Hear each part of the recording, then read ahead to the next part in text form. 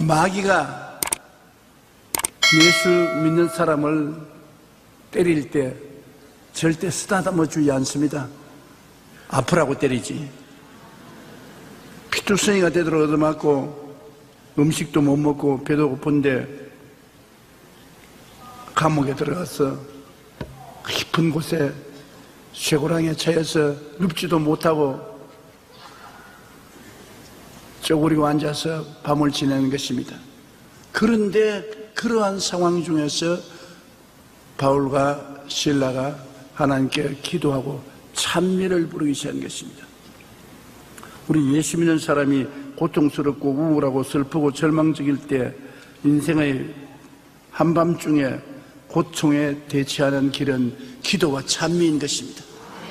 세상 사람은 기도와 찬미를 하지 못하기 때문에 이런 고통을 견디지 못하지만 기도와 찬미를 통해서 우리 예수 믿는 사람은 이런 고통을 이겨낼 수 있는 것입니다. 첫째로 큰 고통을 당하여 마음이 말할 수 없이 우울하고 슬프고 좌절되고 절망될 때 우리가 해야 될 일은 기도하고 하나님을 찬미해야 되는 것입니다. 기도가 안 나오는데요. 안 나오니까 기도해야지요. 잘 나올 때야 기도하라고 말할 필요 없어요. 자식들 보고 공부 잘하는 자식 보고 공부하라 합니까? 공부 안 하니까 야 이놈아 공부하라 그러지. 하나님이 기도하라는 것은 기도하지 않기 때문에 우리 보고 기도하는 것입니다. 그러므로 어려움을 당할 때 기도하고 찬미를 해야 되는 것입니다. 은혜롭지 못해서 마음에 찬미가 안 나와도 찬미를 해야 돼요. 사도행전 16장 25절처럼 한밤중에 바울과 실라가 기도하고 하나님을 찬송하며 죄수들이 듣더라. 찬미를 하면 자기만 위로받는 것이 아니라 주변에 듣는 사람들도 위로를 받습니다. 마음의 원망과 불평과 탄식을 말하면 자기만 상처 입는 것이 아니라 듣는 사람들 마음에도 깊은 상처를 남겨놓게 되는 것입니다. 우리 사람은 자기 혼자 사는 법이 없습니다. 그 사람이 주위에 반드시 영향력을 받고 영향력을 미치는 것입니다. 우리가 기도하고 하나님을 찬미하려고 할 때 기도가 안 나오고 찬미가 안 나올 때 어떻게 하겠습니까?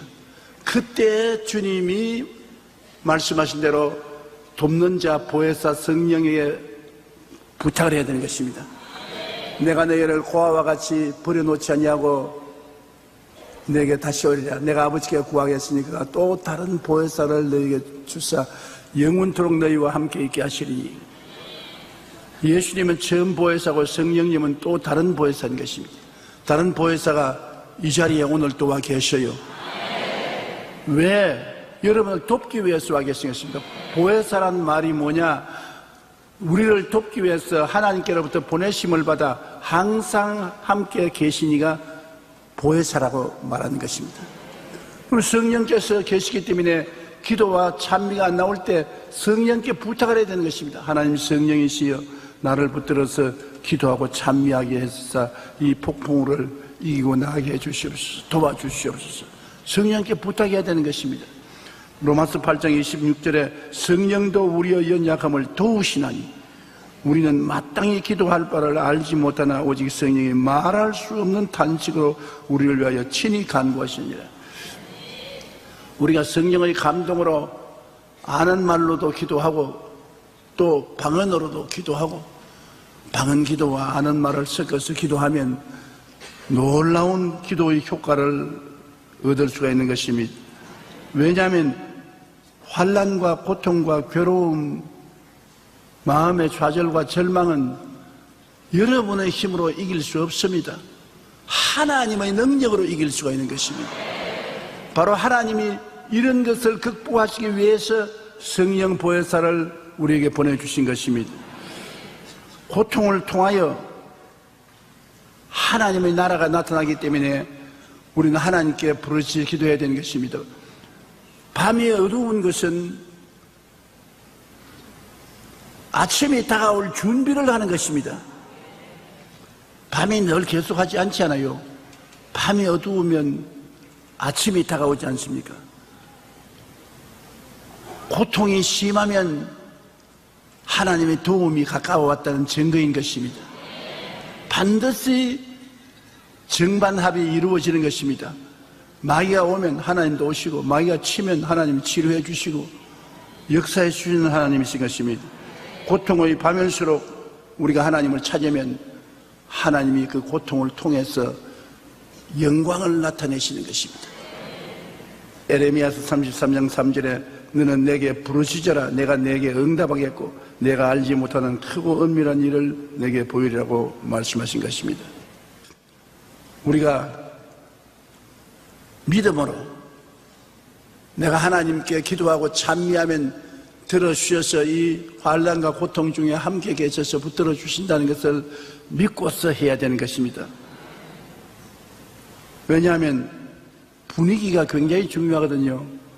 우리가 탄식하고 원망하고 불평하고 부정적인 분위기가 꽉 들어차면은 집에 쓰레기통 갖다 놓은 것처럼 쥐새끼 벌레 같은 마귀들이 때를 지어 찾아오는 것입니다. 아무리 어려운 환경 속에도 기도하고 감사하고 찬미하면 향기로운 분위기가 만들어지는 것입니다. 거기에는 하나님께서 찾아오는 것입니다. 우리 마음의 분위기, 우리 환경의 분위기를 긍정적이고 적극적이고 창조적이고 생산적으로 만드는 것이 굉장히 필요한데 누가 와서 만들어주지 않아요. 여러분이 만들어야 되는 것입니다. 기도하고 그리고 찬미함으로 향기로운 분위기를 만들어줘야 되는 것입니다. 고린도후서 4장 11절에 보면 우리 살아있는 자가 항상 예수를 위하여 죽음에 넘겨지면 예수의 생명이 또한 우리 죽을 육체에 나타나게 하렵니다. 예수의 생명을 체험한 사람 있습니까? 우리가 이 세상에 살면서 예수님의 생명을 많이 체험하지요. 왜 어떻게 체험하느냐? 내가 죽는 고통 속에 있을 때 예수님의 생명을 체험하게 되는 것입니다. 마음이 굉장히 답답할 때 예수님의 평안을 체험할 수 있는 것입니다. 슬플 때 예수님의 기쁨을 체험할 수 있는 것입니다. 고통스러울 때 예수님의 위로가 체험되는 것입니다. 성경에는 우리 산자가 항상 예수를 위하여 죽음에 넘겨온다는 것입니다. 여러분 다가오는 크고 적은 고통이 예수님이 역사할 수 있는 배경을 만들어 준다는 것입니다. 이해하기 곤란할 때가 많습니다. 왜 고통이 다가오느냐? 예수님을 위해서 고통을 당하라는 것입니다. 네가 고통 당해야 예수님의 영광이 나타난다는 것입니다. 참 이해하기 곤란하지요. 그러나 하나님이 그렇다면 그런 겁니다. 저는 많은 시험과 고통을 당할 때 성령께서 제게 말씀하시기를 이 고통은 하나님이 살아계신 것을 나타내기 위한 배경이니까 고통받는 것을 큰 영광으로 생각해라. 하나님이 선택해서 너가 죽음의 고통을 당하게 되었다. 보통 사람은 안 택한다. 못 견디니까. 너는 견딜만 하니까 택해서 이 고통을 주셨으니까 감사하게 받아들여라. 너를 통해서 하나님의 영광이 나타난다. 그 말씀 들으니까 그것도 그럴싸해요. 그래서 감사할 수밖에 없는 것은 수많은 사람 내놓고 나를 택해서 믿음직하다고 생각하셔서 고통을 주셔서 예수님이 그 고통을 해결함으로 살아계신 그리스도를 만방에 나타내게 하신다니 기쁘고 좋은 일인 것입니다. 그러므로 예수를 위하여 죽음에 넘겨지는 것입니다. 여러분 고통당하는 것 예수님 위해서 당한다는 것을 알아야 되는 것입니다. 그 고통을 통해서 예수님의 부활의 역사가 여러분 생애 속에 나타나기 때문인 것입니다. 로마서 8장 18절에 현재의 고난은 장차 우리에게 나타날 영광과 비교할 수 없도다. 하나님은 고통이 오게 하시면 곧따라 영광도 오게 하는 것입니다. 고난은 동등 혹은 그 이상의 영광을 반드시 데리고 같이 옵니다. 고난이 있습니까? 그 고난을 통해서 하나님 영광이 나타나는 것입니다. 고난이 없습니까? 아무것도 없어요. 영광도 뭐도 아무것도 없어요. 배가 고픕니까? 하나님이 밥상 차려주시는 것입니다. 배가 부릅니까? 아무것도 안 주시는 것입니다. 이스라엘 백성이 광야에서 배가 고픈 것 얼마나 감사합니까? 배가 고팠기 때문에 만나를 하나님이 주신 것입니다. 그럼 우리가 성경을 보고 야, 하나님이 만나를 다 내려주셨구나. 그 덕분은 배고픈 이스라엘 백성 덕분에 만나를 내려주시는 하나님을 우리가 알게 된 것이에요. 하나님이 바위에서 왜 물을 냅니까? 쓸데없이 물을 왜 바위에 물을 수단 내게 하는 것입니까? 이스라엘 백성이 광야에서 목이 말라 죽을 고생을 하니까 거기에 하나님의 영광을 나타내 주신 것입니다. 그럼 우리는 하나님은 바위에서 물도 나타내시는구나. 그것을 알게 한 이스라엘 백성의 고통에 대해서 감사해야 될 것입니다. 저는 오랫동안 목회를 해서 많은 사람의 간증을 들었습니다. 우리 교인들 중에 잘 나가는 성도는 만나서 이야기할 거리가 없어요. 밥을 먹어도 밥만 먹지, 부지런히 먹지. 할 말이 없어요. 눈만 맞추고 싱긋 웃고 밥만 먹고. 그런데 큰 시험과 환난을 통해서 새벽기도, 철야기도, 기도문 기도를 하고 하나님의 응답을 받아서 해방된 사람은 초청을 받아서 밥 먹을 여가가 없어요. 숟갈 들고 난 다음 숟갈 입에 들어갈 시간이 없어. 그 간증이 얼마나 놀라운지, 얼마나 고통스러운 가운데 하나님이 나타나셔서 이런저런 큰 역사를 베풀어서 하나님으로 영광을 체험하게 되고 온 가족 식구들이 다 예수 믿게 되고 입에 침이 마르도록 간증을 하는 것입니다. 그래서 그 집에서 나올 때 하나님, 이 우리 성도에게 고통을 준 거 감사합니다. 왜? 사망이 그 속에 역사이기 때문에 생명의 간증을 풍성하게 들었습니다. 네, 이제 주일날이나 수요일날에 설교할 때 써먹게 되었으니 감사합니다. 그 간증을 안 들었으면 내가 어떻게 써먹겠어요? 그 간증을 들었으니까 내가 써먹을 수 있으니까 감사해야지. 찬미는 믿음의 열매입니다. 기도도 고통이 다가올 때 성령이 도와주시어 기도만 하는 것이 아니라 찬미는 믿음의 열매인 것입니다. 믿음이 있는 사람은 찬미하게 되어요. 히브리서 13장 15절에 우리는 예수로 말미암아 항상 찬송의 제사를 하나님께 드리자. 이는 그 이름을 증언하는 입술의 열매니라. 옛날에 이스라엘 백성은 제사를 드리는데 우리는 찬미를 드리면 제사 드리는 것이 되는 것입니다. 시편 69편 30절로 31절에 내가 노래로 하나님의 이름을 찬송하며 감사함으로 하나님을 위대하시다 하리니 이것이 소꽃 뿔과 굽이 있는 황소를 드림보다 야훼를 더욱 기쁘시게 함이 될 것이라. 이스라엘 백성은 소를 잡아서 속죄제나 속건제나 번제나 화목제를 드리는데 여기에 소도 보통 소 아닙니다. 곧 뿔과 굽이 있는 황소, 아주 건장한 황소를 잡아서 하나님께 제사 드리면 굉장히 큰 제사 드리는 것입니다. 그런데 우리가 찬미를 드리면 그런 제사보다 하나님이 더 좋아하신다는 것입니다. 그러니 소를 잡아서 드리려면 돈 들지 않아요. 찬미하는데 돈 듭니까? 그런데도 왜 찬미 안 해요? 하나님이 그렇게 기뻐하시는데 그럼 우리 찬미해야지요. 하나님이 기뻐하시면 하나님이 여러분에게 도움을 베풀어 주시는 것입니다. 시편 104편 33절에 내가 평생토록 야훼께 노래하며 내가 살아있는 동안 내 하나님을 찬양하리이다. 평생토록 살아있는 동안에 하나님을 찬미하고 하나님이 크게 기뻐하시게 되는 것입니다. 미국의 폴 마이어 씨는 27세 백만장자가 되었습니다. 그는 수익의 50%를 기부한다는 것을 원칙으로 한 미국의 기부왕입니다. 그런데 그가 어떻게 27살에 백만장자가 되었느냐? 큰 고통을 당했기 때문에 이렇게 백만장자가 되어서 간증을 하게 되었으니 그가 고통당한 것은 큰 축복입니다. 왜 그러냐? 그는 일자리를 찾기 위해서 이력서를 내고 회사를 찾아다니는데 57개의 회사에 지원서를 제출했으나 면담에서 다 거절당했습니다. 직장 구하러 57개 회사를 돌아다녔으나 다 거절당했습니다. 그 이유는 대학을 못 나왔습니다. 집이 너무 가난해서. 그리고 키가 작고 인물이 못 났습니다. 그러니 대학도 못 나왔지, 키가 작아서 인물도 못 났지. 그런 사람이 지원하니까 회사의 인사 담당이 좋아할 때가 있어요. 늘 거부당하고 마는 것입니다. 그러나 포기하지 않고 계속 직장을 구하다가 시저 변두리의 조그마한 정권회사 직원으로 채용이 되었었습니다. 그래서 그는 이것이 인생의 기회로 생각하고 하나님께 감사하며 얼마나 열심히 일했던지 세일스 대화에서 상을 휩쓸었습니다.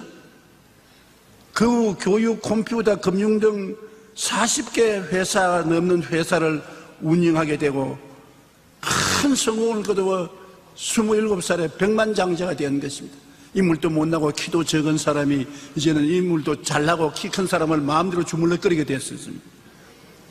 그래서 신문기자가 물었습니다. 무엇이 당신을 그 불리한 환경 가운데서 성공하게 했느냐? 그가 두말하지 않고 당연히 잘했습니다. 기도하고 찬미함으로 나는 이 자리에 올라갔다. 내가 캄캄한 밤을 당하고 사람들에게 멸시와 천대를 당하고 가는 곳마다 핍박을 받았지만은 그때마다 하나님께 엎드려 기도하고 찬미함으로 하나님의 영광이 나타날 줄 내가 꼭 믿었다. 그래서 하나님 나를 통해서 지금 영광을 받는다고 말한 것입니다. 이처럼 놀라운 성공을 이루게 된 데는 고통의 밤에도 오직 하나님께 기도하고 찬미했기 때문에 그런 것입니다. 우리가 인생의 어려움 가운데서도 하나님의 능력이 나타날 것을 믿고 기도하면, 그리고 찬미하면 하나님이 그 고통을 통해서 영광을 나타내게 되는 것입니다. 고통은 우연히 다가오는 것이 아닙니다. 하나님을 위해서 여러분에게 다가온 것입니다. 죽음은 우연히 다가오는 것이 아닙니다. 예수를 위하여 죽음에 넘겨지면 예수의 생명도 우리 죽을 육체에 나타나게 하려 합니다. 그러므로 이 세상을 살아갈 때 안에 내용을 알면은 우리가 능히 이길 수가 있는 것입니다. 고통을 당할 때 원망, 불평, 탄식하면 하나님이 넌 낙제다. 그러면 고통은 고통대로 당하고 도움은 받지 못합니다. 고통을 당하면 하나님 감사합니다. 나 같은 사람을 선택해서 영광 받으시려고 고통 주십니까? 감사합니다. 할렐루야, 할렐루야, 감사합니다. 하나님이 야, 너 참 착하구나. 감사와 찬양의 기도를 하다 즉시로 하나님의 도움이 나타나는 것입니다. 병 들었을 때 하나님 왜 병 안 고쳐줍니까 하고 원망하지 말고 하나님 병 들었음을 감사합니다. 주님께서 빨리 고치서 더 영광 받으소서. 그러면 감사가 바로 치료입니다. 감사하자마자 하나님의 영광이 나타나기 시작하는 것입니다. 둘째로, 우리가 고통 중에 기도하고 감사하면 천지를 뒤흔드는 역사가 일어나게 되는 것입니다. 무슨 천지를 진동하는 거 보았어요? 보았지요. 바울과 실라가 감옥 속에 들어가서 캄캄한 밤중에 어두맞은 곳에 피가 철철 흐르고 배는 고프고 고통스러울 때 기도와 찬미를 드리니까 지진이 일어나서 온 빌립보스가 다 뒤에 흔들렸습니다. 지진을 가져온 것입니다.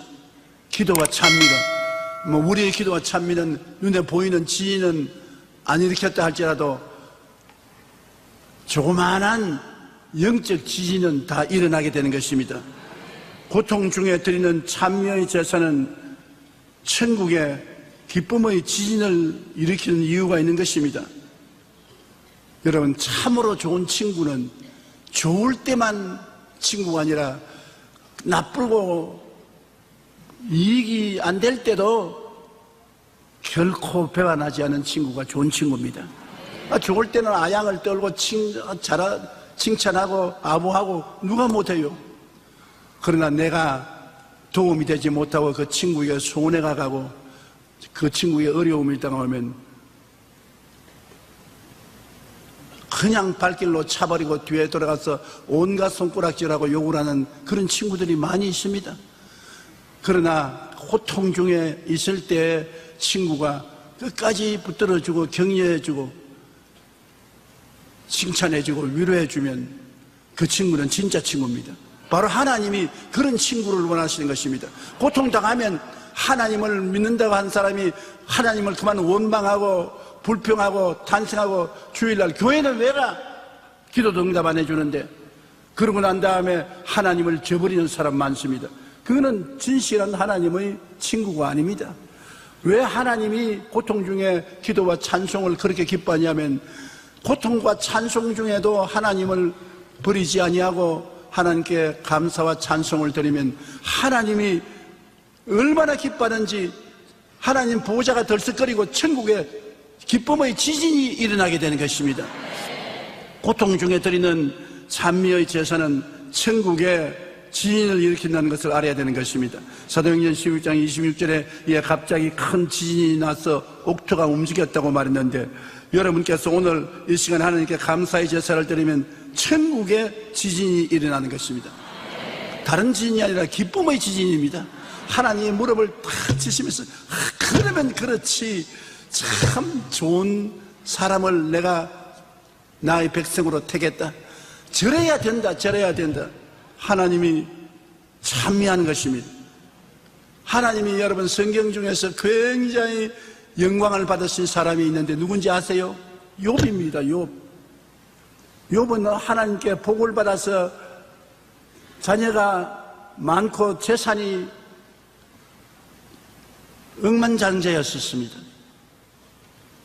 그러는데 마귀가 참소해서 그 재산 다 잃어버리고 그 자식들 다 죽고, 나중에는 마귀가 쳐서 동양성 문둥병이 걸려서 온몸에 문둥이 생겼습니다.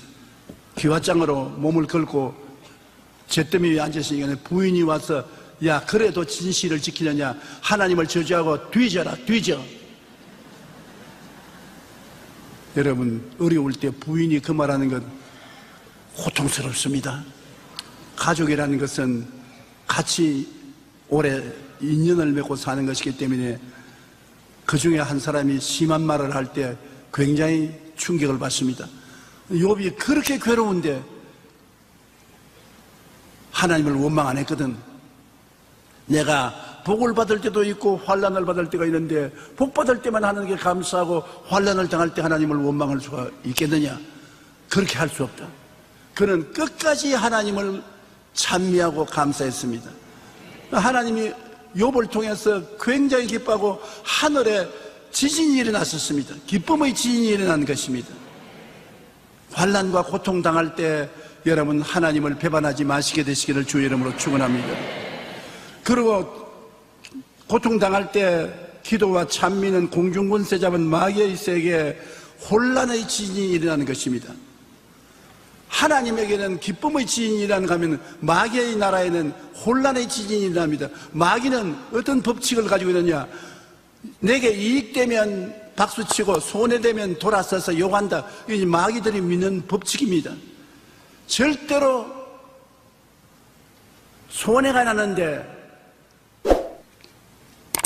배반하지 아니하고 기뻐하는 자는 없다. 이것을 마귀가 믿고 있는 것입니다. 그렇기 때문에 마귀가 하나님께 와서 말하기를, 욥이 나에게 이렇게 충성하는 거 봤냐 하니까 마귀가 하나님이 울타리를 지어서 우리가 못 들어오게 하고 하나님이 복을 주어서 재산이 저렇게 많아지니까 하나님 섬기지, 손을 들어서 치십시오. 우리에게 욥을 넘겨주면 우리가 그 재산 다 빼앗으면 반드시 돌아서 욕합니다. 그 하나님이 한번 그렇게 해봐라. 욥을 내주니까 철수 재산 다 빼앗아서 거지가 됐습니다만 욥이 욕 안 했거든. 그래 마귀가 또 하나님께 올 때, 하나님이 보아라, 너희가 이유 없이 그를 치게 해서 재산 다 빼앗았지만은 나보고 욕하더니까 재산 지금 잃어버렸어요. 욕합니까? 몸을 쳐서 온몸에 병들어 죽게 되면 반드시 욕합니다. 어디 그렇게 해봐라.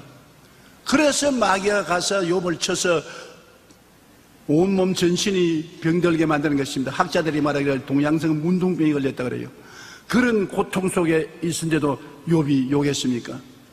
마귀가 하나님 앞에 다시 나와 서지도 못했습니다. 혼란이 일어났었습니다.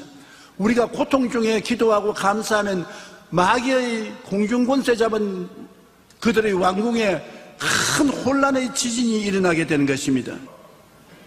찬송은 대적을 이기기 위한 위력이성입니다. 우리가 찬송을 하면은 마귀의 나라에 큰 혼란이 일어나서 그들은 그 지진에 박살이 나는 것입니다. 민수기 10장 9절에 너희 땅에서 너희가 자기를 압박하는 대적을 치러 나갈 때에는 나팔을 크게 불지니 그리하면 너희 하나님 야훼가 너희를 기억하고 너희를 너희의 대적에서 구원하리라. 원수와 싸우러 나갈 때 하나님께 찬미하는 나팔을 불라는 것입니다. 나팔을 불고 찬미를 하고 나가면 하나님은 기뻐서 천당이 진동하고 마귀의 지는 큰 혼란이 나서 정신을 차릴 수가 없게 되는 것입니다. 이스라엘 백성이 여호수아를 따라서 여리고성을 점령할 때 그들이 여리고성을 제7일에 7바퀴 돌고 난 다음에 크게 고함쳐서 하나님을 찬미하십니다. 그러자 성이 무너졌어요. 마귀의 성은 성도가 찬미할 때 무너지는 것입니다. 그러므로 찬미는 공주 권세 잡은 마귀의 세계에 큰 혼란과 지진이 일어나게 하는 것입니다. 역대하 20장 20절로 23절을 보면은 여호사밧 왕이 암몬 자손과 모압 자손과 세일산 주민 연합군들이 쳐들어와서 그들을 대항하여 나갈 때 여호사밧 왕은 믿음이 좋은 왕입니다. 군대들 앞에 성가대를 만들어서 성가대가 거룩한 옷을 입고 전쟁에 같이 나갑니다. 세상에 전쟁에 나가는데 앞에 탱크가 나가든지 장갑차가 나가야지 성가대가 나가면 어떻게 합니까? 이 식으로 하면 우리 전쟁이 나면 우리 성가대들 제일 일선에 내보내야 돼. 그것은 하나님이 찬미를 그렇게 좋아하고 찬미를 하면 마귀의 진에 큰 혼돈이 온다는 것을 여호수아밧이 알았기 때문에 적군들 앞에서 성가대원들이 찬양을 부르고 하나님을 찬미하며 적군 가운데 큰 혼란이 와서 연합군이 서로 싸웁니다. 암몬 자손, 모압 자손, 세일산 주민들이 서로 치고받고서 와서 다 죽었어요.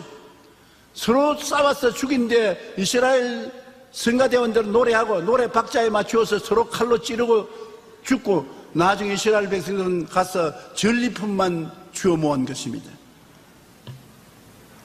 요사이 그렇게 하라도 못해요. 그만큼 여호사밧 같은 믿음을 가진 사람 없으니까. 전쟁터에 성가대원을 앞세워서 전쟁하러 나가는 왕이 어디에 있습니까? 오늘날도 하나님이 그렇게 역사할까요? 그래서 안 해봤으니까 모르겠어요. 그렇게 용감하게 할 수 있는 사람이 없기 때문에 모르겠습니다. 좌우간 악령은 찬송하는 것을 굉장히 싫어합니다. 이스라엘의 첫째 왕인 사울 왕이 악령이 덮쳐서 고통당할 때 신하들이 와서 말을 했습니다. 보소서 하나님께서 부리시는 악령이 왕을 번뇌케 하온즉 원하건대 우리 주께서 당신 앞에 모시는 신하들에게 명령하여 수금 잘 타는 사람을 구하게 하소서. 하나님께서 부리시는 악령이 왕에게 이를 때 그가 손을 타면 왕이 나으시리이다. 사무엘상 16장 23절에 하나님께서 부리시는 악령이 사울에게 이를 때 다윗이 수금을 들고 와서 손으로 탄즉 사울이 상쾌하여 낫고 악령이 그에게서 떠나니라. 그러므로 찬양은 마귀의 진에 큰 혼란의 지인이 일어나기 위해서 패하게 하는 것입니다. 왜 설교하기 전에 성가대가 찬송합니까? 그것은 성가대가 미리 청소해 주는 것입니다. 여러분 그냥 들어올 때 귀신과 마귀들이 많이 붙어오지 않아요. 성가대가 노래하면 다 귀신들 쫓겨나가고 목사님이 강단에 설 때 편안하게 설교하라고 노래하는 거예요. 그 성가대 직분이 얼마나 큰지 몰라요. 그냥 듣기 좋으라고 노래하느냐 그렇게 생각하는데 그거는 모르는 사람이 한 소리고 내용을 알면 성가대원들이 바로 여호사밧 왕이 성가대를 세우고 전쟁에 나간 것과 같습니다. 그래서 성가대원들이 기도를 많이 하고 성가를 잘 불러주면 제가 설교하기가 편하지요. 설교 안 나오면 여러분 책임인 줄 아십시오.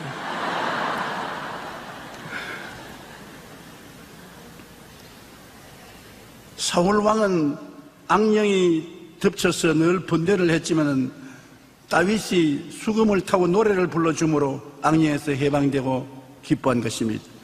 그리고 기도와 찬양은 환경의 변화의 지인을 일으킵니다. 하늘에는 천국의 기쁨의 지인을, 마귀에게는 혼돈의 지인을, 우리 환경에는 변화의 지인을 가져오는 것입니다. 왜냐하면 바울과 실라가 찬양하며 지진이 일어나서 감옥 문이 다 열리고 쇠사슬이 다 풀리고 환경에 굉장한 자유와 해방이 다가온 것입니다. 시편 20편 3절에 이스라엘의 찬송 중에 계시는 주여 주는 거룩하니이다. 찬송을 부르면 그 가운데 주님이 임하여 계신 것입니다. 하나님은 그 거룩한 성전에 계시고 그 다음에 자기 백성의 찬양 중에 계신 것입니다. 찬양을 많이 하는 교회는 하나님이 와 계신 것입니다. 찬양이 없는 교회는 하나님이 역사하지 않은 것입니다. 시편 50편 23절에 감사로 제사를 드리는 자가 나를 영화롭게 하느니 그 행위를 옳게 하는 자에게 하나님의 구원을 보이리라. 우리가 하나님의 구원을 체험하기를 원하면 감사 찬양을 많이 해야 되는 것입니다. 감사 찬양을 많이 하면 하나님의 구원이 임하게 되는 것입니다. 그렇기 때문에 고통을 당하고 괴로울 때 무엇보다도 하나님의 도움이 필요한 사람은 감사와 찬양을 불러야 하나님의 역사가 일어나기 시작하는 것입니다. 입을 다물고 원망과 불평과 탄식만 하면 마귀와 귀신들밖에 오지 않습니다. 우리가 찬양과 감사를 귀하게 느껴야 되는 것입니다. 마르틴 루터가 종교개혁을 이루기 위해서 애쓸 때 참 로마 교황청의 압박을 받아서 고통스러웠습니다. 그런데 중요한 종교개혁의 회의를 해야 될 때 엄청난 부담 때문에 그만 피하고 싶은 생각이 나서 회의에 안 가려고 작정을 했습니다. 그래서 자기의 서재에 쪼그리고 앉았는데 엎친데 덮친 격으로 부인이 엉엉 울면서 상복을 입고 들어온단 말입니다. 아니 여보, 무슨 일이 생겼어? 누가 돌아갔었어요? 왜 울면서 상복을 입고 들어옵니까? 부인이 하나님이 돌아가셨어요. 무슨 그런 망령된 소리를 하냐? 하나님 돌아가셨더니 하나님이 안 돌아가셨으면 당신 같은 위대한 종이 이렇게 낙심을 하고 쭈그리고 앉을 이유가 어디 있습니까? 하나님이 돌아가셨기에 당신이 쭈그리고 앉아있지. 그 말에 마르틴 루터가 마음의 깨달음이 들어왔습니다. 참 마르틴 루터는 종교개혁을 할 때 자기 마누라 덕분에 했어요. 사람들이 그 부인 말은 안 하고 마르틴 루터만 자꾸 말하는데 부인이 상복을 입고 울면서 들어와서 마르틴 루터를 깨우쳤기 때문에 종교개혁이 일어난 것입니다. 그래서 마르틴 루터가 일어나서 기도하고 찬미를 부르기 시작했습니다. 찬미가 그 마음속에 큰 용기와 힘을 주었는데요. 그 당시 그가 부른 찬송이 찬송가 585장인데 어디 우리도 한번 같이 불러보십시다.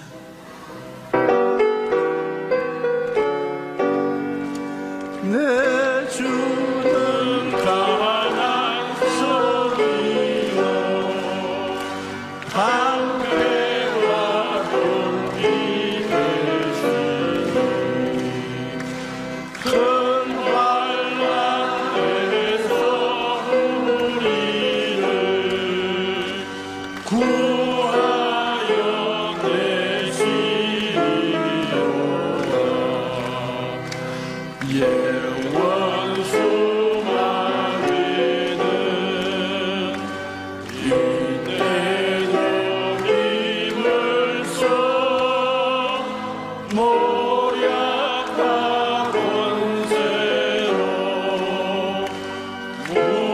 무비를 삼으니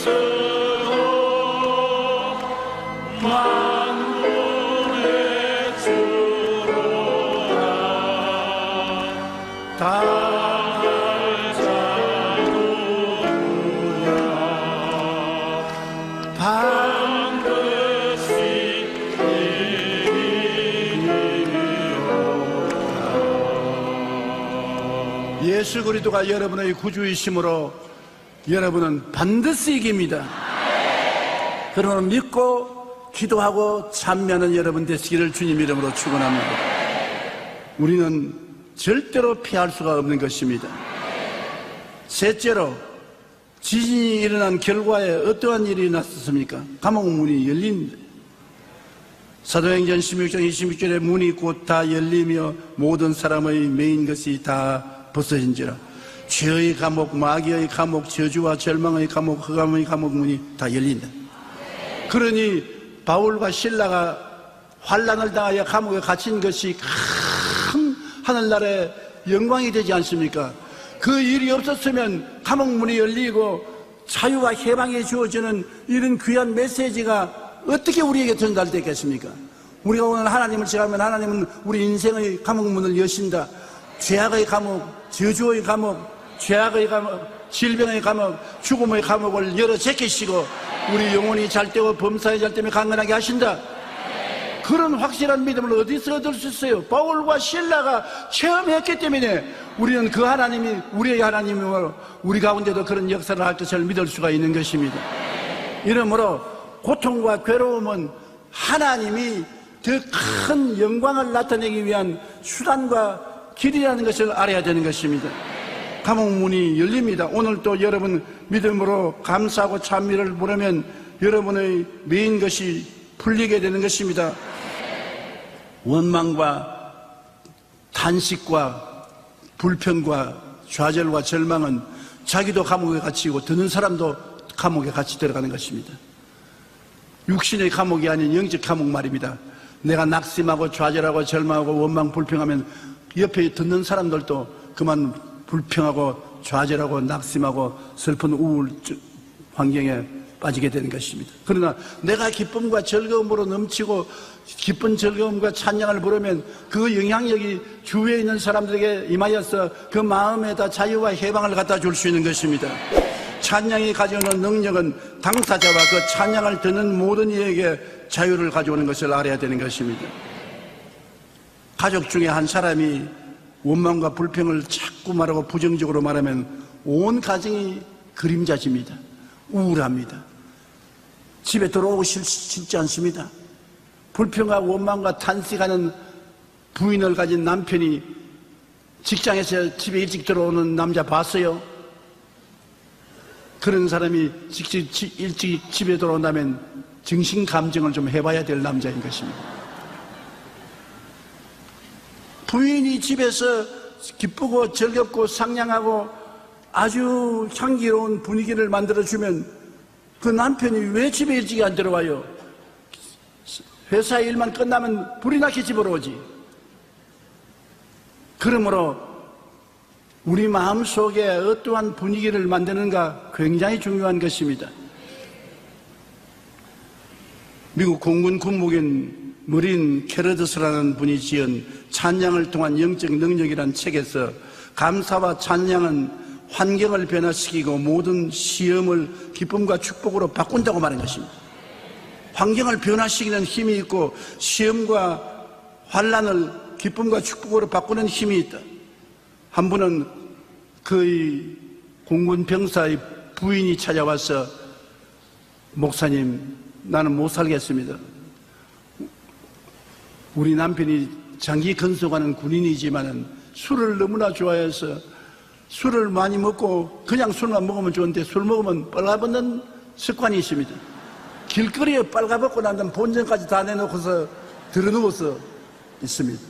안 그러면 아파트에 와가지고서 우리 집 문 밖에서 빨가벗고 들어누워 있으니 온 아파트에 있는 사람이 다 이마살을 찌푸리고 야단입니다. 거의 내가 타일러도 안 되고 협박을 해도 안 되고 도저히 이제 못 살겠으니 목사님 어떻게 하면 좋겠습니까? 그러니까 목사님이 남편이 술 수용반에 대해서 빨가벗고 들어눕는 것에 대해서 감사해 본 적이 있습니까? 예? 감사 안 해도 저 모양인데 감사를 하면 더 미친 짓을 하면 내가 어떻게 삽니까? 그러니까 감사로 제사를 드리면 하나님이 와서 역사합니다. 그래서 하나님 우리 남편 술 먹고 빨가벗고 들어눕는 것도 감사합니다. 그저 감사합니다. 왜 감사한지 이유를 모르지만은 감사합니다. 감사를 하면 하나님이 기뻐하시고 마귀의 혼란이 일어나고 환경의 자유와 해방이 있다가 오는 역사가 일어나기 때문에 감사를 하십시오. 그것이 해결 방법입니다. 그래서 부인하고 같이 기도를 하면서 감사를 드렸습니다. 목사님이 선도를 해서 하나님, 이 병사가 술만 먹으면 빨가벗고 술 휴정을 하고 길거리에서도 잠을 자고 하는데 감사합니다. 이런 사람이 있는 것을 감사합니다. 하나님 영광이 나타나려고 이렇게 하는 것이니 감사합니다. 이런 사람이 있어야 이런 사람을 고치는 하나님이 나타나지 않겠습니까? 감사합니다. 그러고 난 다음에 부인이 집으로 돌아가는데, 돌아갔으면 남편에게 어떠한 일이 일어났는지 빨리 보고를 해줘야 하는데, 사람들은 어려울 때는 와서 말을 하지만 하나님의 능력이 나타나고는 보고가 날 때가 많아요. 나도 많은 사람 안수기도 하지 않습니까? 안수하고 난 다음 아주 어려운 병은 안수하고 난 다음 어떻게 됐나 관심이 굉장히 깊습니다. 그런데 좀 연락을 해주면 좋겠는데 가고 난 다음 연락이 없어요. 꼭 내가 연락을 해야 됩니다. 어떻게 됩니까? 아유, 그날 안수받고 난 다음 많이 좋아졌어요. 좀 일찍이 말을 해주지. 이제야 물어서 말을 해주죠. 그런데 이 군목도 아무리 기다려도 그 부인에게 연락이 이렇게 2주간을 기다리다가 안 되어서 그 부인에게 전화를 걸었어요. 남편이 어떻게 됩니까? 아이고, 목사님, 이제는 술도 안 먹고 빨가벗지도 아니하고 직장에서 곧장 집으로 돌아옵니다. 그 한국 교인하고 같은 것 같다, 그 부인이. 감사와 찬양은 악한 원수 마귀의 속박에서 자유와 해방을 갖다 주는 것입니다. 어둡고 캄캄할 때 바울과 실라처럼 감사와 찬양의 제사를 드리는 것이 가장 좋은 방법인 것입니다. 감사와 찬송은 하나님의 능력을 나타내게 하여 모든 사람들의 메인 것을 풀고 자유를 가져옵니다. 우리는 어떤 환난과 고통 가운데서도 끊임없이 감사와 찬양을 드려야 되는 것입니다. 찬양은 효과가 굉장히 커요. 우리 황성주 박사 성석 건강학을 여러분 많이 들어보았을 것입니다. 저도 황 박사님 좋아하고 책도 많이 읽었는데, 좋은 음악은 두뇌를 자극하여 기쁨의 호르몬인 엔돌핀이 샘숨을 솟듯이 솟아난다고 하는 것입니다. 우리가 찬양을 부르면 엔돌핀이 솟아나요. 그래서 엔돌핀은 마음의 기쁨을 가지고 안정을 갖다 오는 호르몬인데, 마음에 안정을 느끼게 되면 몸의 저항력이 생겨서 몸과 마음이 더 건강해지고 활발해진다는 것입니다. 이러한 음악은 스트레스 해소에 효과가 있어 최근에는 질병의 치료에도 음악을 많이 활용하고 있습니다. 특히 인간의 목소리는 하나님이 창조하신 최고의 악기입니다. 찬송은 그 어떤 음악보다 우리의 몸과 마음에 더 효과가 있습니다. 저는 목소리가 좋지 못해서 사람들 앞에서는 찬송을 안 불러도 혼자는 많이 불러준다고요. 날 들으라고. 우리 담임 목사 이 목사님은 목소리가 좋아서 노래를 부르면 굉장히 은혜로워요. 이 목사님 노래 부르고 찬송 부르고 예배 인도할 때 나는 내 사무실에서 텔레비를 틀어놓고 은혜를 받는데, 오늘 또 노래 부르는데 굉장히 마음의 감동을 느꼈어요. 그런데 나는 내가 노래 부르면 곡조를 잘못 잡아가 교인들이 전부 다 틀려버린 거예요. 그래도 혼자는 차를 타도 부르고 집에서도 찬송 부르고 많이 부릅니다. 그러니까 엔돌핀이 많이 나오죠. 여러분, 찬송 남 들으라고 부르지 말고 나 들으라고 자기가 스스로 많이 부르세요. 즐거운 엔돌핀이 많이 뇌 속에서 생산되는 것입니다. 시편 150편에는 나팔 소리로 찬양하며 비파와 수금으로 찬양할지어다, 소고치며 춤추어 찬양하며 현악과 통소로 찬양할지어다, 큰 소리 나는 재금으로 찬양하며 높은 소리 나는 재금으로 찬양할지어다라고 말한 것입니다.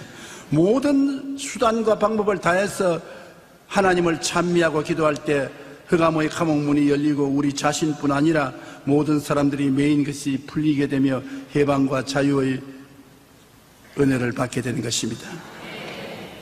바울 선생과 실라의 기도와 찬송 때문에 감옥문이 다 열리고 모든 죄수들이 쇠고랑이 다 풀리고 그중 죄수들이 한 놈도 도망 안 쳤습니다. 내가 그거 볼 때 바울과 실라에게 감화를 받아서 그 죄수들도 다 예수 믿었다고 생각이 돼요. 성경은 그렇게 안 기록했지만은, 그러나 확실히 예수 믿은 것은 간수장입니다.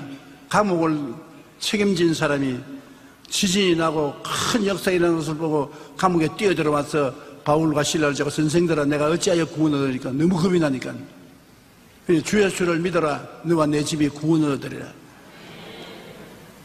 그래서 바울과 실라를 이번에는 데리고 나온 것이 아니라 모시고 나와서 상처 입은 걸 다 씻어주고 옷도 깨끗한 옷으로 갈아입게 하고 좋은 음식을 만들어서 대접을 하고, 온 가족이 다 바울과 실라의 말을 듣고 구원을 받고 하나님 백성이 되어 기뻐하고 즐거워했습니다.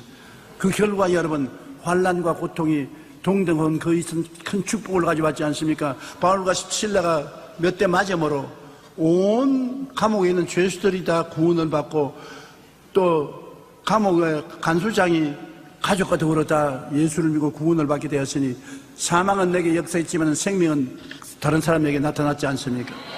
여러분이 사망을 당해도 예수 믿는 사람은 그 사망이 꼭 반대급부로 다른 사람에게는 생명의 역사로 나타나는 것을 알아야 되는 것입니다.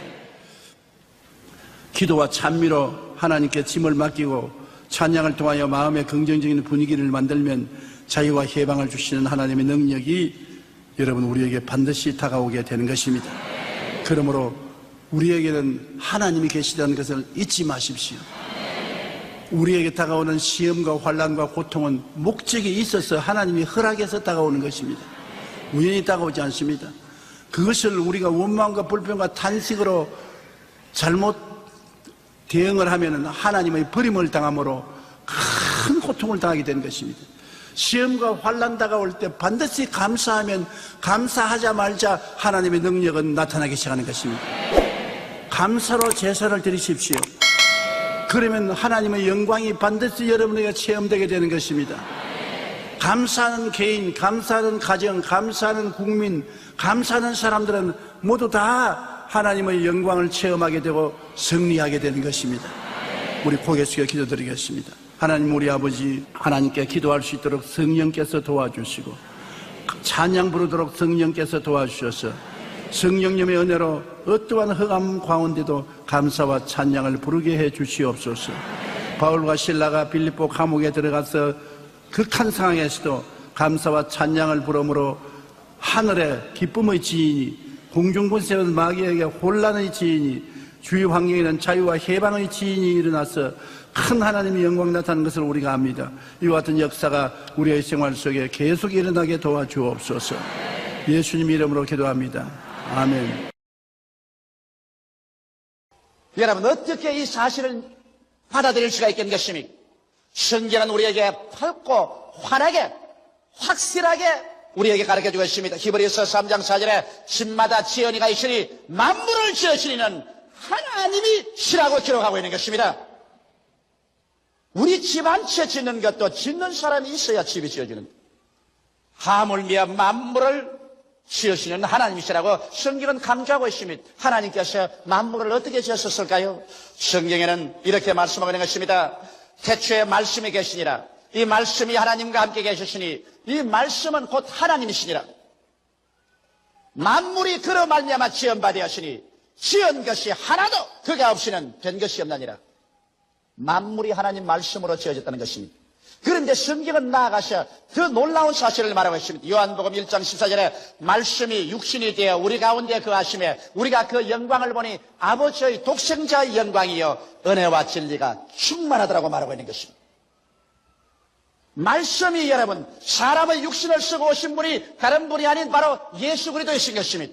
여러분께서 예수 그리스도 일생을 보십시오. 30세 동안 주님께서 묵묵히 계시다가 30세 요단강에서 세례받으시고 성령으로 충만함 입으시고 나가서 복음을 전개할 때 바로 예수님이 행하시고 말씀한 것은 하나님의 말씀이 육신을 입고서 우리 눈에 보이도록 나타나서 역사하는 것입니다. 그러므로 예수께서 죄인의 죄를 사한 것은 하나님 말씀이 사한 것입니다. 예수께서 병을 고친 것은 바로 말씀이 병을 고친 것입니다. 예수께서 마귀를 쫓아낸 것은 바로 하나님 말씀이 마귀를 쫓아낸 것입니다. 예수께서 죽은 자를 살리신 것이 말씀이 바로 죽은 자를 살리신 것입니다. 예수께서 슬픔 대신에 기쁨을, 절망 대신에 소망을, 죽음 대신에 생명을, 믿음, 소망, 사랑, 평강을 주신 것은 바로 하나님의 말씀이 육신을 쓰고 우리 가운데서 행하시고 역사하신 것을 보여주신 것입니다. 그런데 이 예수께서 우리 위해서 죽으시고 장사 지낸 바 되고 승천하시고 난 다음, 그럼 우리는 하나님 없이 고아와 같이 버림을 받았나요? 오늘날 하나님께서는 그 하나님 자신인 말씀을 이제는 성경에 적어서 우리에게 주신 것입니다. 성전을 지으신 그 말씀, 육신을 입고 오셔서 우리 가운데 예수 그리스도라는 그 이름으로 기사와 이적과 구원을 내푸신 그 말씀이 이제는 종이에 프린트가 되어서 여러분과 나의 손에 들려있는 것입니다. 바로 이 말씀은 성경이 말하기를 곧 하나님이시라고 말하고 있는 것입니다. 이러므로 여러분과 나는 오늘날 우리가 하나님을 만나고 예수를 만나려고 할 때 구말리 장천 멀리 하늘로 올라가지 않습니다. 그렇지 않으면 땅을 파고 들어가지 않습니다. 말씀이 지극히 가까워 우리 입에 있으며 우리 마음에 있으니 곧 우리가 전파하는 믿음의 말씀인 것입니다. 바로 이 성경 말씀이 하나님이신 것입니다. 이 말씀이 바로 예수 그리스도인 것입니다. 그러므로 우리는 말씀을 찾아가면 이 말씀 안에서 하나님을 만나고 예수 그리스도를 만나고 하나님의 위대한 능력을 우리의 생활 속에 체험할 수 있게 되는 것입니다. 그러면 여러분께서 이런 질문할 것입니다. 성경에 기록된 이 말씀은 성경에 그대로 있어서 이 가운데 있는 하나님을 우리가 만날 수가 없는데 어떻게 해야 성경에 있는 말씀이 살아있는 하나님의 말씀으로 우리 가운데 들어와서 역사할 수 있겠습니까? 이런 질문하실 것입니다. 저는 여러분 성경에 기록되어서 문자를 입고서 우리에게 찾아오신 하나님을 만날 수 있는 길을 여러분께 오늘 말씀을 해드리겠습니다. 여러분께서 오늘 저희 이 설교에 귀를 기울이고 이 방법대로 한다면 이 자리에서 지금까지 살아오면서 체험하지 못했던 상상할 수 없을 만한 위대한 일들이 여러분의 생활 속에 오늘부터 일어나게 되실 것입니다.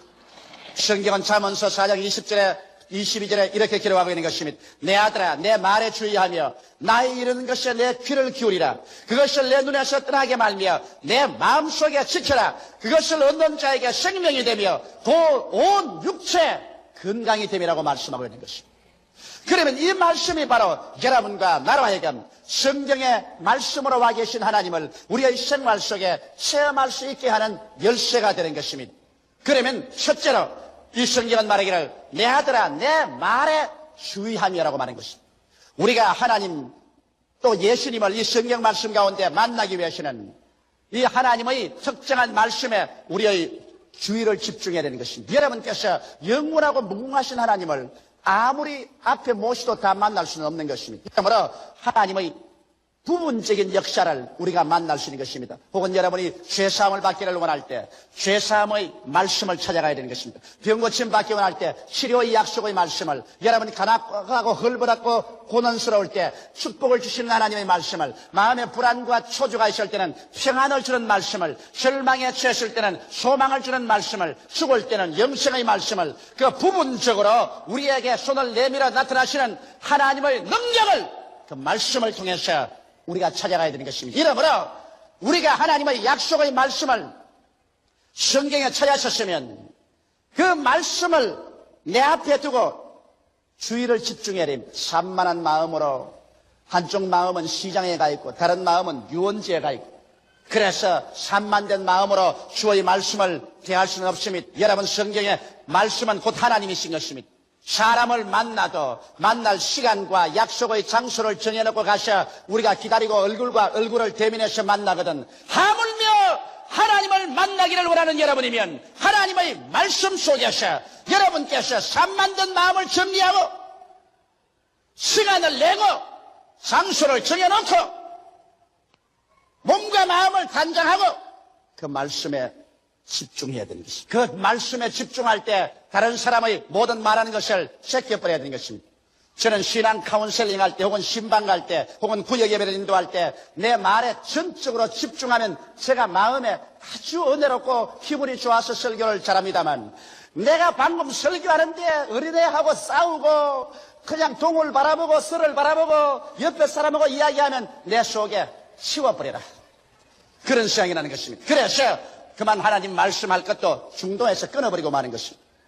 이러므로 여러분과 내가 말씀 속에 있는 하나님을 만나려고 하면 그 약속한 말씀에 여러분께서 시간을 내고 장소를 내고 앉아서 주의를 집중하고 말씀과의 만남을 가져야 되는 것입니다. 둘째로 그러한 자세가 되면 성경은 말씀하기를 나의 이런 것에 내 귀를 기울이라. 여러분 이런 말씀을 할 것입니다. 성경은 기록된 말씀인데 이 기록된 말씀에 어떻게 귀를 기울입니까? 여러분 기록된 말씀을 우리 마음속에 고요하고 잠잠하게 말씀해 주시는 분이 있습니다. 이분이 바로 보혜사 성령이신 것입니다. 바로 말씀은 성령의 감화와 감동으로 지은 책인 것입니다. 이렇기 때문에 이 말씀을 통해서 성령이 우리의 영혼 속에 말하는 것을 들어야 되는 것입니다. 그냥 성경만 읽으면 이것은 문자에 불과하는 것입니다. 문자는 여러분에게 신앙을 갖다 주지 않습니다. 여러분께서 말씀에 집중하고 그 다음 말씀을 보고 묵상하고 또 보고 묵상하면서 이 하나님 말씀이 내게 주는 그 말에 귀를 기울이면 하나님의 성령께서 여러분의 영혼 속에 갑자기 깊이 말씀하기 시작하는 것입니다. 고요하고 잠잠하게 여러분의 영혼 속에 깨달음으로 성령께서 말씀할 그때 그 말씀을 들으면 여러분 속에 믿음이 생겨나는 것입니다. 성경은 로마서 10장 17절에 믿음은 들음에서 나며 들음은 그리스도의 말씀으로 말미암는다고 말한 것입니다. 육신의 귀로 듣는 것 아닙니다. 영의 귀로서 마음속에 성령의 음성을 들을 때 믿음이 생겨나는 것입니다. 나는 유명한 콩고 선교의 창설자였던 훌륭한 주의 종께서 간암이 걸려가지고서 고향으로 들어와 사형선고를 받고 죽음의 날을 기다리다가 하나님의 위대한 능력을 체험한 이야기를 읽어보십시오. 이 사람은 콩고 선교의 창설자입니다. 그러나 너무 무리해서 간암이 걸렸습니다. 고향에 들어와서 진찰해보니 의사들이 소망이 없다고 그랬습니다. 그래서 그는 이제 죽을 날을 기다립니다. 온몸이 황달이 되고 눈도 새노라졌습니다. 잠옷을 입고 하루는 따뜻한 햇빛이 비치는데 자기 아내 보고 여보 나 양지바른 바깥에 좀 데려다 줘. 그래서 양지바른 곳에 침대를 갖다 놓고 그곳에 눕혀 놓았습니다. 부인은 부지런히 빨래를 하고 있는데 그는 성경책을 펴서 읽기 시작했습니다. 햇빛이 찬란하게 비치는 양지바른 곳에서 그는 죽어가면서 이제 얼마 남지 않은 생애 동안에 하나님을 전심을 다해서 예배하겠다고 생각하고 성경을 읽는데 베드로전서 2장 24절을 읽게 되는 것입니다. 제가 친히 나무에 달려 그 몸으로 우리 죄를 담당하였으니 이는 우리로 죄에 대하여 죽고 의에 대하여 살게 하려 하심이니라. 글을 읽고 그 마음에 집중하고 보고 난 다음에 너무 감기해서 울기 시작했습니다. 주님, 나 같은 죄 많은 사람을 위해서 예수님이 십자가에 못 박여 피 흘려 죽으셨나요? 너무나 감사합니다. 나는 죄에 대해서 이제 죽고 이제는 의에 대해서 살아 영원한 의에 거하는 하늘에 올라가게 되시니 감사합니다. 그래 눈물에 젖은 얼굴로 다음 구절을 읽었습니다. 제가 채찍에 맞음으로 너희가 나음을 입었나니. 갑자기 그 말에 온 정신과 신경이 쫙 집중이 됩니다. 이것 봐라. 이 말씀 여기 있었는가? 그는 그 말씀을 다시 잔잔히 읽으면서 주의를 집중하고 마음에 귀를 기울였습니다. 그러자 갑자기 성령께서 그 말씀을 통해서 그 목사님에게 말씀했습니다. 이 사람아, 너는 내가 채찍에 맞아 덩어리가 갈기갈기 찢어지고 선지피를 줄기 흘린 것을 모르는가? 그리고 성경에 제가 채찍에 맞음으로 너가 병고침을 받았다는 말은 병이란 축복이 아니라 형벌이다. 내가 너를 대신해서 병의 형벌을 다 청산하기 위해서 덩어리에 채찍에 맞아 피를 흘렸는데 내가 받은 형벌을 네가 왜 또다시 받으려고 하느냐? 내가 채찍에 맞음으로 너는 나음을 입은 사람인데 왜 침상에 들어누워 있느냐? 갑자기 하나님의 계시가 그의 마음속에 밀물치듯이 들려왔던 것입니다. 그는 그 마음속에 귀를 기울였을 동안에 이 성경 말씀이 그득그득 마치 바위를 치는 방망이 같이 숲을 태우던 불같이 그 심령에 다가왔었습니다. 그의 영혼의 고막을 울렸었습니다. 제가 채찍에 맞았기 때문에 너는 나음을 입었다. 그래서 그는 그만 마음속에 충천하는 믿음이 그를 부여잡았습니다. 그 아내를 불렀습니다. 여보 빨래 좀 하지 말고 내게 오너라. 부인이 곁에 왔으면 왜 그래요? 여보 나 옷 가져와. 왜요? 나 병 나았어. 아니 여보 갑자기 나았다니. 이 성경 좀 보게나. 제가 채찍에 맞으면 너가 나음을 입었다고 말하지 않나? 아니 여보 그 성경 옛날에도 널 읽었잖아요. 그래 옛날엔 읽었지만 내가 이 말씀에 귀를 기울이지 아니했다. 그러나 오늘은 내가 이 말씀을 읽으면서 집중하여 귀를 기울이고 보니 하나님의 성령께서 이 말씀을 통하여 내게 분명히 말씀하기를 내가 병의 흥벌을 대신 짊어지고 가시니 너는 이제 병 앓을 필요가 없으니 일어나 옷을 입고 나오라고 말한다. 그러므로 여보 옷 갖다 주시오. 여보 그러나 몸이 약한데요. 아니 내 시킨대로 해줘요. 부인이 옷을 갖다 줬습니다. 그는 주섬주섬 옷을 주워 입었습니다. 후들후들 뚫리는 다리를 가지고도 그는 이 믿음에 잡혀서 이 말씀에 잡혀서 한 발자국 한 발자국 걸어나오면서 하나님께 감사했습니다. 하나님 진리를 알지니 진리가 너희를 자유케 하려고 했는데 내가 이 말씀의 의미를 몰라서 지금까지 병의 사슬에 묶여 있었으나 이 말씀을 알고 난 다음 나는 이 사슬에서 풀려나시니 감사합니다. 주께 감사하고 믿음으로 실천하자. 얼마 있지 않아요. 그 병은 온데간데였고 그는 또다시 오랜 세월 동안 주를 위해서 열심히 일할 수가 있었던 것입니다. 이처럼 여러분과 나도 성경 말씀을 그냥 읽었다고 되게 된 게 아닙니다. 그냥 들었다고도 되는 건 아닙니다. 말씀을 묵상하고 그 말씀에 귀를 기울여서 그래서 성령이 그 말씀을 통해서 여러분의 영혼 속에 말씀하게 하십시오. 그래야 여러분 성경을 통하여 성령의 음성이 들려오면 여러분 마음속에 그와 함께 믿음이 충천해지는 것입니다. 셋째로 그것을 내 눈에서 떠나게 말라고 말한 것입니다. 자, 하나님의 말씀을 눈에서 떠나게 하지 말라니 이거 야람났구나. 그러면 하나님 말씀을 두고 직장에 갈 때도 이렇게 들고 가고 사무실에 앉아서도 눈앞에 두고 밥 먹을 때도 눈앞에 두고 밥을 먹고 사람 만나서 이야기할 때도 눈앞에 두고 사람 만나서 이야기하고 이건 낭패났구나. 이제는 이 일을 어떻게 감당하느냐. 그렇게 생각할 사람이 있을까요? 그것을 내 눈에서 떠나게 말라. 하나님의 말씀을 눈앞에서 떠나게 하지 말라는 것은 하나님의 말씀이 약속한 것이 그 이루어진 모습을 눈앞에 떠나지 말게 하는 것입니다. 하나님께서 아브라함을 애굽에서 불러내어서 가나안 땅에 와서 말씀하기를 내 눈을 들어 동서남북을 바라보라. 내 눈으로 보이는 그 땅을 내가 너 자신에게 영원토록 주라고 말했는데 아브라함이 늘 그 땅 지도를 눈에 붙이고 되겠나요?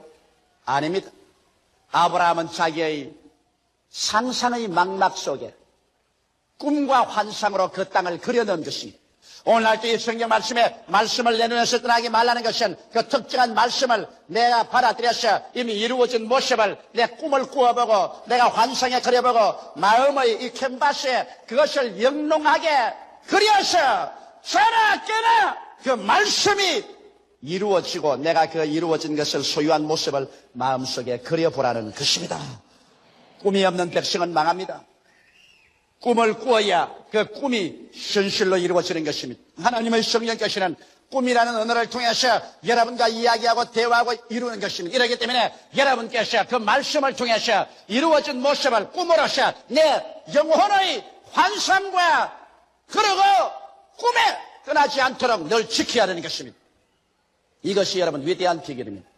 나는 내 마음의 눈에 떠나지 않는 것이 있습니다. 그 떠나지 않는 것이 뭐냐? 우리 신복음중앙교회가 1984년도에 50만 성도로 성장하는 것입니다. 지금은 없지요. 그러나 나는 하나님의 약속을 받았기 때문에 이것을 내 눈에 그리고 있습니다. 자나 깨나 그리고 있습니다. 우리 교회에서 5대양 6대주로 혹은 라디오로 혹은 텔레비로 혹은 문서로 혹은 선교사로 복음이 이 땅에 편만하게 전파되는 것을 나는 늘 꿈꾸고 있습니다. 내 마음에 분명하고 영롱하게 꿈꾸고 있는 것입니다. 성경 말씀에 그것을 내 눈에서 떠나게 말라고 하는 것입니다. 그러므로 약속의 말씀이 이루어진 모습을 마음에 영롱하게 그리고 떠나지 말게 해야 되는 것입니다. 그 다음 넷째로 내 마음속에 지켜라. 자, 말씀을 어떻게 지킬까? 돈인 것 같으면 포켓에 넣고 지키겠는데 혹은 그렇지 않으면 책 같으면 이렇게 넣어서 지키겠는데 말씀을 어떻게 내 마음에 지키느냐?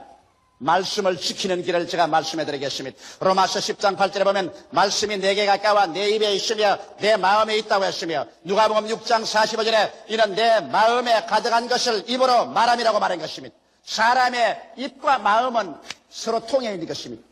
그렇기 때문에 마음에 있는 것 사람이 입으로 말하고 입으로 말하는 것 마음을 점령합니다.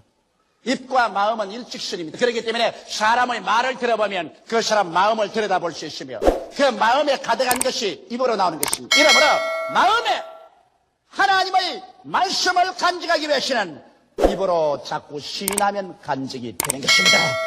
이렇기 때문에 앉아도 입으로 시인하고 서도 입으로 시인하고 걸어가도 입으로